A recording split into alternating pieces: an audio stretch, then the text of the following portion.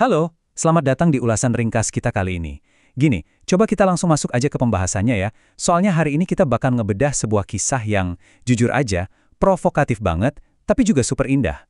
Kita bakal ngomongin soal gagasan, membakar surga, dan memadamkan neraka. Kedengarannya radikal banget kan? Nah ini tuh bukan ulasan sejarah biasa. Ini benar-benar penelusuran soal bentuk cinta yang paling jujur, paling murni, dan bisa dibilang paling radikal yang pernah kecatat dalam sejarah spiritualitas Islam. Konsep ini dibawa oleh seorang tokoh legendaris, namanya Robiah Al-Adawiyah. Pemikirannya tuh benar-benar ngedobrak cara pandang kita soal hubungan sama Sang Pencipta. Gimana persisnya? Yuk kita bahas. Pernah nggak sih kalian dengar pertanyaan ini? Kalau misalnya surga dan neraka itu nggak ada, kita masih mau sholat nggak sih? Jujur aja ya, ini tuh pertanyaan yang diam-diam sering nyentil lubuk hati kita yang paling dalam. Kita ibadah tiap hari, jalanin rutinitas spiritual, tapi apa sih motivasi utamanya? Pertanyaan ini tuh kayak langsung nelanjangi niat asli kita kan? Dan yang bikin merinding, pertanyaan fundamental yang sering bikin kita mati kutu ini ternyata udah dijawab dengan sangat lantang sama seorang perempuan luar biasa 13 abad yang lalu. Dan jawaban dia waktu itu bener-bener bikin para ulama besar dan pemikir top pada zamannya langsung terdiam mikir panjang. Coba deh bayangin adegan ini bentar. Rabiah jalan santai ngelewatin keramaian jalanan kota Baghdad. Di satu tangannya dia bawa obor yang nyala terang banget, terus di tangan satunya lagi dia bawa sewadah air. Orang-orang yang ngelihat jelas pada bingung dong, terus pada nanya, "Wahai Rabiah, mau dibawa kemana api sama air itu?" Nah, di momen inilah dia ngucapin kalimat yang benar-benar bersejarah. Dia bilang, "Aku ingin membakar surga dengan obor ini dan memadamkan neraka dengan air ini." Wah, kalau dipikir-pikir sekilas omongan ini kedengarannya kayak penistaan agama yang fatal banget ya nggak sih? Maksudnya ngapain coba orang mau ngancurin surga yang diimpi-impikan dan madamin neraka yang ditakutin? Kita simpan dulu ya misteri ini. Nah, buat paham apa sebenarnya maksud dari tindakan radikalnya itu, kita harus narik mundur sedikit ke latar belakang hidupnya. Rabiah ini nggak lahir di istana megah atau gede di lingkungan ulama yang penuh kemewahan intelektual. Nggak sama sekali. Dia lahir sebagai anak keempat di salah satu keluarga yang paling miskin di kota Basrah. Saking miskinnya, dan mungkin saking nggak ada hal spesial yang bisa dirayain dari kelahirannya di tengah himpitan hidup itu, orang tuanya cuma ngasih dia nama Rabiah, yang secara harfiah artinya cuma keempat atau angka 4. Udah, gitu aja. Nggak ada gelar kehormatan, nggak ada warisan harta. Dia bener-bener mulai hidupnya dari titik yang paling bawah banget di masyarakat. Dan jalan hidupnya tuh bisa dibilang isinya rentetan tragedi. Udahlah lahir di tengah kemiskinan yang ekstrim banget, dia juga harus jadi yatim piatu pas kota Basrah kena bencana kelaparan hebat. Terus, seolah penderitaannya belum cukup, di tengah-tengah kekacauan kota itu, dia diculik sama penjahat dan akhirnya dijual sebagai budak. Bayangin, kebebasan kalian dirampas total, dipaksa lepas dari kehidupan kalian, dan tiba-tiba cuma dijadiin properti atau barang milik orang lain. Gila kan? 6 dirham. Iya, cuma 6 dirham. Itu loh harga yang dibayar buat ngebeli seorang manusia bernama Robiah. Angka ini bener-bener bikin kita shock kalau dibandingin sama realitas sekarang. Bayangin aja, sosok yang pemikirannya nanti bakal ngubah total sejarah tasawuf Islam dan dihormatin selama belasan abad, di satu titik dalam hidupnya pernah dihargain sebegitu murahnya. Nyaris nggak ada harganya sama sekali di mata dunia waktu itu. Kehinaannya secara sosial tuh bener-bener udah di titik paling dasar. Tapi ya, justru di tengah penderitaan yang luar biasa inilah, ada satu titik balik yang luar biasa. Sebagai budak, hari-hari Robiah tuh abis buat kerja kasar non-stop. Terus, pas malam tiba, di tengah gelapnya gudang tempat majikannya, pas badannya udah remuk redam kecapean disuruh kerja seharian, tebak apa yang dia lakuin? Dia nggak nangis ngeratapi nasib.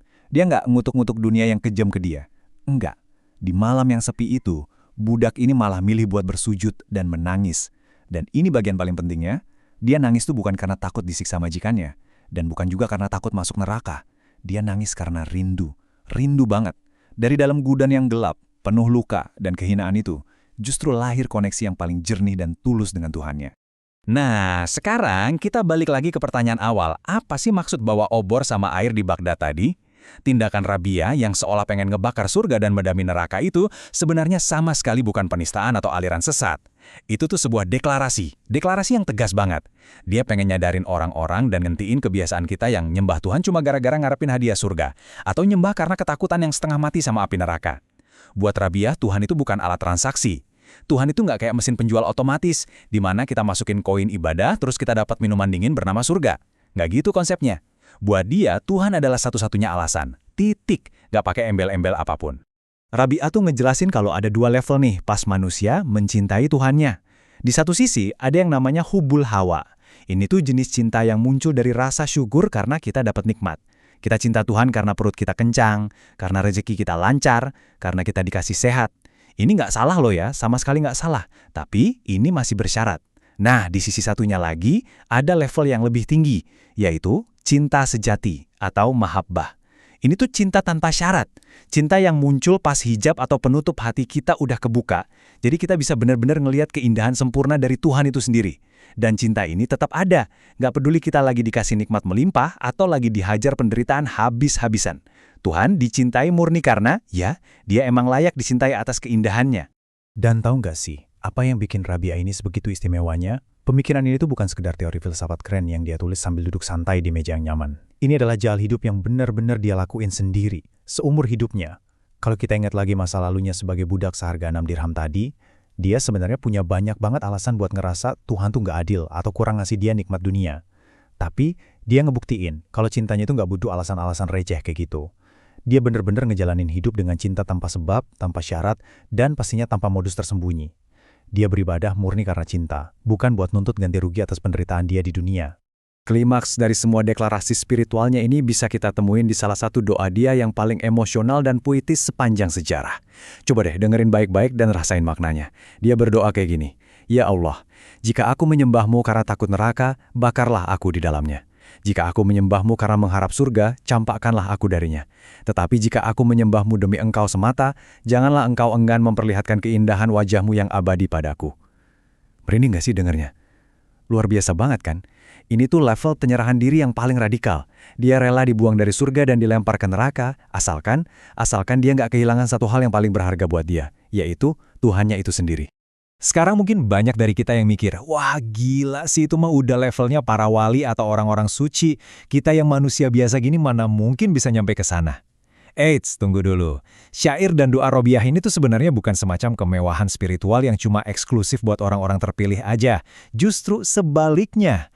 Ini tuh kayak sebuah cermin raksasa yang sengaja disodorin tepat di depan muka kita masing-masing. Cermin yang nantang kita buat berani ngelihat ke dalam diri sendiri dan jujur ngejawab soal niat ibadah kita. Yang jujur aja, sering banget kita tutup-tutupin atau bahkan kita takut buat akuin sendiri. Kalau kalian ngerasa tertantang dan pengen mengulik soal ini lebih dalam lagi, buku Mahabbah Cinta Rabiah Al-Adawiyah, karyanya Asfari dan Otto Sukatno ini benar-benar jadi pintu masuk yang pas banget. Buku ini bakal bantu kita buat sadar kalau konsep cinta ilahiyah atau divine love ini tuh bukan sekedar ide abstrak yang ngawang-ngawang, sama sekali bukan. Ini adalah jalan hidup yang benar-benar nyata, sempat ngelewatin darah dan air mata, dan pernah dilaluin sama seorang manusia biasa, seorang mantan budak bernama Rabiah. Nah, sebagai penutup ulasan kita kali ini, saya pengen ninggalin satu pertanyaan yang lumayan provokatif buat kalian. Sebenarnya, untuk siapa sih kita ini beribadah? Coba deh renungin sebentar. Kalau hari ini kalian ngerasa rutinitas ibadah kalian mulai kerasa kering, hambar, atau kerasa kayak kewajiban mekanis yang cuma bikin capek badannya aja, mungkin solusi yang kalian butuhin tuh bukan nyari ceramah baru atau ganti gaya ibadah. Mungkin yang benar-benar kalian butuhin sekarang adalah menemukan cinta yang lebih dalam, cinta yang benar-benar tanpa syarat. Sama kayak perempuan luar biasa tadi yang pengen ngebakar surga dan madamin neraka, cuma buat nemuin Tuhannya. Oke, makasih ya udah nemenin ulasan ringkas kita sampai habis. Semoga obrolan kita ini bisa jadi bahan renungan yang berarti buat kita semua. Sampai jumpa!